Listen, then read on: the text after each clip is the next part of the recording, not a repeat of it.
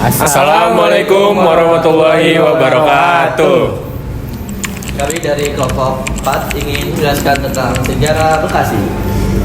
Perkenalkan, nama saya Dani Rehan dari 12 IP 1. Nama saya Muhammad Dafal Gifari. Dan nama saya Agistia Lintang Gama dari kelas 12 IP 1. Dan nama saya Muhammad Faisal Ramdan dari kelas 12 IPS 1. Assalamualaikum warahmatullahi wabarakatuh. Selamat siang semuanya. Perkenalkan, nama saya Kayu Ramadhani, berasal dari SMA 1 Tambun Selatan dari kelas 12 IPS 1, dan di sini saya bersama narasumber yaitu dengan Bapak Drahim Sada. Ya Allah, aku pasrahkan diriku sepenuhnya pada saat ini. Baik, kalau saya boleh tanya, sebelumnya Bapak di Gedung Juang ini sebagai apanya? Makasih. Assalamualaikum warahmatullahi wabarakatuh. Nama saya Drahim Sada. Saya di Gedung Juang ini kebetulan sebagai Dewan Kebudayaan Daerah Kabupaten Bekasi, bersekretariat di Gedung Juang ini. Ya, baik. Sebelumnya kami kesini bertujuan untuk mengetahui bagaimana sih sejarahnya Bekasi pada saat masa lalu, dan gimana sih keadaan Bekasi saat ini, dan gedung-gedung bersejarahnya ada apa aja, peristiwa penting apa aja yang terjadi di Bekasi. Jadi dulunya kota Bekasi itu seperti apa sebelum berkembang seperti saat ini? Terima kasih. Sebenarnya kalau kita buka sejarah Bekasi itu, kalau kita awali dari peradaban Bekasi ini sebenarnya kerajaan pertama di abad 300 itu Kerajaan Tarumanegara, yang mana berkembang Kerajaan Tarumanegara ini sampai ke Nusantara. Kalau dibilang keren, Bekasi ini keren, tempat Kerajaan Tarumanegara. Nah, kalau untuk lebih kemarinnya lagi, sebelum adanya wilayah Bekasi ini, kita sebenarnya masih distrik DKI Jakarta. Nah, dulu sebelum Bekasi ini ada yang namanya kehudanaan, kantor kepala daerah itu adanya di wilayah Jatinegara, daerah Jakarta. Di tahun 1950 Bekasi baru memisahkan diri menjadi Kabupaten Bekasi. Seperti itu. Berarti dulu Bekasi itu menyatu dengan DKI Jakarta. Nama kota Bekasi sebelumnya itu apa ya, Pak? Dulu lebih sebelum Bekasi masih belum kota ya, masih kabupaten, itu Bagasasi. Jadi Candrabaga Bagasasi yang akhirnya menjadi Bekasi. Candrabaga itu artinya bagian daripada bulan gitu. Bagian daripada bulan artinya. Peristiwa penting apa aja yang udah banyak terjadi di Bekasi? Peristiwa penting di era reformasi, yang pertama, Bekasi ini mempunyai pahlawan nasional yaitu Kiai Nur Ali. Yang kedua, sejarahnya NKRI itu dilahirkan di Bekasi di tahun 1950, salah satunya tentang pemisahan Kabupaten Bekasi dari DKI Jakarta, itu salah satunya menyetuskan negara Kesatuan Republik Indonesia yang misah dari RIS, negara pada waktu itu masih Indonesia Serikat. Dan lahirnya negara NKRI Kesatuan Republik Indonesia itu dari Bekasi. Ya, kita sebagai orang Bekasi itu harus tahu dan bangga sejarah besar itu berada di wilayah Bekasi, seperti itu.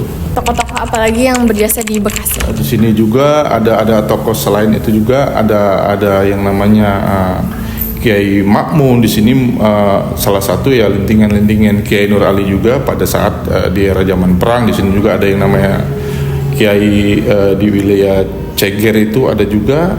Dan ada beberapa mungkin ya orang-orang dari luar itu, beliau itu sebagai TNI yang ikut memerdekakan pada saat reformasi yang ada di Bekasi ini, seperti itu. Baik, tadi itu mengenai sedikit sejarah mengenai Bekasi, dan berikutnya akan dilanjutkan dengan partner saya juga yaitu Raya Zahira. Oke, perkenalkan, nama saya Raya Zahira Getsa dari 12 IPS 1. Tadi kita udah ngebahas banyak soal sejarah Bekasi. Nah, sekarang saya mau tanya sedikit, peninggalan apa aja sih Pak yang ada di Bekasi ini? Kalau untuk peninggalan, sebenarnya di Bekasi ini ada beberapa peninggalan yang sebenarnya sampai saat ini ada mungkin beberapa peninggalan seperti pernak-pernik, yang itu peninggalan pada saat zaman Tarumanegara kalau nggak salah, seperti itu. Dan itu wilayahnya ada di wilayah Babelan, di daerah Buni itu. Jadi di situ disebut ada pasar emas, pasar menak. Kampung itu namanya pasar emas karena beberapa tahun yang lalu banyak warga itu yang menemukan emas pernak-pernik yang bisa dikatakan pernak-pernik itu peninggalan daripada zaman kerajaan Tarumanegara. Nah, yang kedua ada juga Saung Ranggon. Saung Ranggon kalau nggak salah itu yang berada di daerah Setu. Nah, itu juga salah satu peninggalan sejarah yang pada saat kalau nggak salah itu pecahnya perang Fatahila. Pangeran Jayakarta itu larinya ke wilayah utara selatan di Bekasi, seperti itu. Peninggalannya tuh masih ada nggak ya Pak kalau kita cari sekarang? Sekarang peninggalan rumahnya masih ada Saung Ranggonnya. Terus ya peninggalan pernak-pernik dari zaman Tarumanegara juga masih ada di wilayah Buni, dan ada beberapa barang juga yang ada di dalam Museum Gedong Juang ini. Di Bekasi kita ada maskot nggak nih Pak? Bekasi sebenarnya kalau bicara maskotnya, lambang Bekasi itu ya sebenarnya golok. Yang ada di bednya seperti guru gitu kan, Pemda itu kan ada lambang golok, itu salah satu lambang daripada Kabupaten Bekasi khususnya. Budaya-budaya yang ada di Bekasi yang mungkin Bapak tahu sekiranya? Budaya Bekasi kita di sini diantaranya salah satunya dari keseniannya itu kesenian topeng Bekasi. Nah, topeng Bekasi itu lahirnya di tanah Bekasi, di wilayah Tambun ini. Oh, iya. Itu lahirnya topeng Bekasi, bukan dari DKI Jakarta. Topeng Bekasi itu dari Bekasi, Kabupaten Bekasi, di Tambun ini lahirnya topeng Bekasi. Nah, yang kedua ada juga beberapa kesenian itu, salah satu peninggalan olahraga tradisionalnya itu salah satunya ujungan. Mungkin ada yang pernah dengar ya, yang kurang lebih 1508 itu pernah ditarikan kolosal di Pemda Kabupaten. Dan di situ udah ramai lah di YouTube itu sudah ada. Nah, itu salah satu kesenian olahraga tradisional yang menggunakan rotan. Nah, itu sekarang yang sedang diangkat ke permukaan, yang sudah menjadi hak paten dimiliki oleh Pemda Kabupaten Bekasi. Salah satunya Ujungan Bekasi. Oke, sekiranya cukup dari saya, kurang lebihnya mohon maaf. Tapi bohong. Baju yang kita pakai tuh baju apa sih, Pak? Nah, iya makanya kita jangan hanya sekedar pakai, nanti ditanya pakaian lu pakaian apa tuh, kan kayak gitu. Ya sebenarnya pakaian kayak gini ini bisa dikategorikan kalau bicara pangsi itu zaman dulu sebenarnya, karena daerah Bekasi itu lebih mendekati daerah agraris gitu kan. Bukan semua pangsi itu seperti jagoan, bukan, karena orang tua kita dulu pakaian pangsi itu yang lebih dikenal itu pakaian pangsi hitam-hitam itu lebih ke pertanian. Nah, karena baju ini enak dipakainya buat olahraga, jadi banyak digunakan para jawara-jawara kita untuk ya mungkin dulu melawan penjajah menggunakan pangsi ini gitu kan. Dan ada beberapa juga yang ya batik ini ya disebut batik encim gitu kan. Batik emang dahulu orang-orang tua kita kebanyakan menggunakan batik encim namanya nih. Dan ada juga yang pakaian baju koko, celana batik, pakai songkok, pakai kain, itu namanya pakaian sadaria. Itu dulu pakaian lebih kenanya daripada santri yang pulang dari itu, dia pakaiannya kayak gitu. Nah, ini udah kayak pakaian warna begini, peci begini, ini udah sama seperti generasinya Bang Pitung gitu kan. Baik, kami dari kelompok 4 selaku murid siswa-siswi SMA 1 Tambun Selatan berterima kasih kepada Bapak Drahim Sada, pihak diri Gedung Juang, karena telah mau untuk kami wawancarai, dan banyak sekali ilmu dan pelajaran mengenai sejarah, bahkan budaya, makanan, banyak banget ya tadi yang udah kita bahas tentang Bekasi. Jadi sekian dari kelompok kami. Wassalamualaikum warahmatullahi wabarakatuh. Halo guys, jadi kita di sini lagi ada di Alun-alun Bekasi. yang bisa disebut apa? Alun-alun Hasibuan. Gimana sih sejarah dari alun-alun Hasibuan ini? Nah, jadi dulu pemerintah Kota Bekasi ini ngasih nama alun-alun ini dengan nama tokoh pahlawan Bekasi, yaitu Mayor Madmuin Hasibuan. Nah, sedikit informasi nih.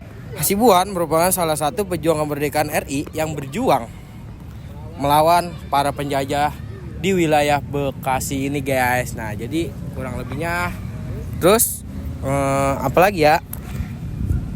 Karena alun-alun Kota Bekasi yang mudah dijangkau dan sudah modern, banyak masyarakat sekitar yang datang untuk berrekreasi. Selain itu, pada malam hari juga banyak yang berdagang kaki lima yang menjual kaki jajanan street food dengan harga murah namun tetap memiliki rasa yang enak. Nah, yang di belakang kita ini adalah yang bernama Monumen Perjuangan Rakyat. Monumen ini diresmikan pada 5 Juli 1955 yang diprakarsai dan dibiayai oleh pemerintah Kabupaten Bekasi. Fungsi dibangunnya monumen ini adalah dalam rangka menyambut ulang tahun kemerdekaan Republik Indonesia yang ke-10 dan ulang tahun Kabupaten Bekasi yang ke-5 di tahun 1955. Bentuk monumen ini berupa tugu persegi 5 yang terbuat dari batu bata. Nah, bentuk persegi 5 tersebut melambangkan filosofi Pancasila yang terdiri dari 5 sila dasar.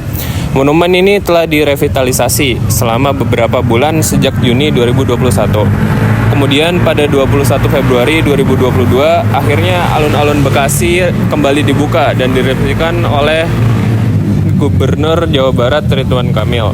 Jadi setelah apa yang udah tadi kita bahas nih tentang Bekasi, banyak banget kesimpulan yang bisa kita ambil. Nah, contohnya itu Bekasi ini dulu didiriin banyak banget kerajaan. Salah satunya Kerajaan Tarumanegara. Ini juga Bekasi itu dulu nyatu sama DKI Jakarta. Nah, nama Bekasi itu dulu itu Bagasasi.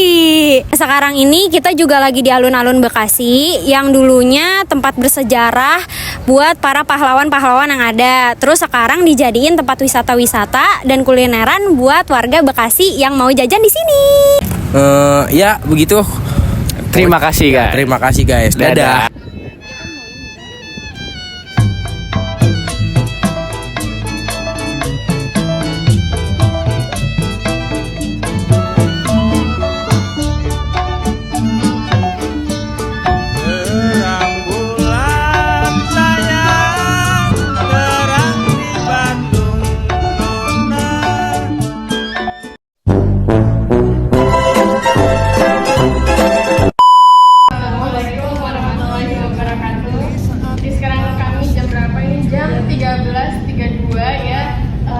Diinformasikan bahwa gedung Juang bukanya itu jam 1, tapi ini sudah jam 1 lewat belum dibuka.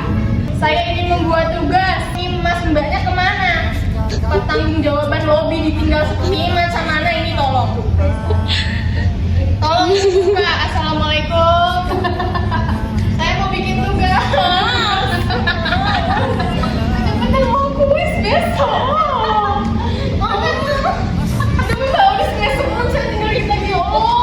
Ini ya?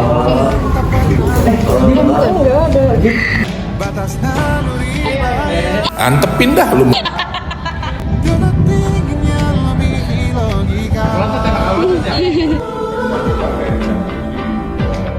Bagianin aja udah kan.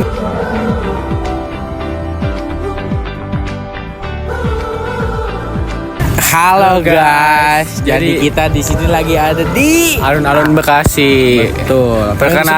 Alun-alun Hasibuan. Nah, kita perkenalkan nama dulu ya. Rugi dong. Assalamualaikum warahmatullahi wabarakatuh. Oke, selanjutnya di sini kita akan menjelaskan tentang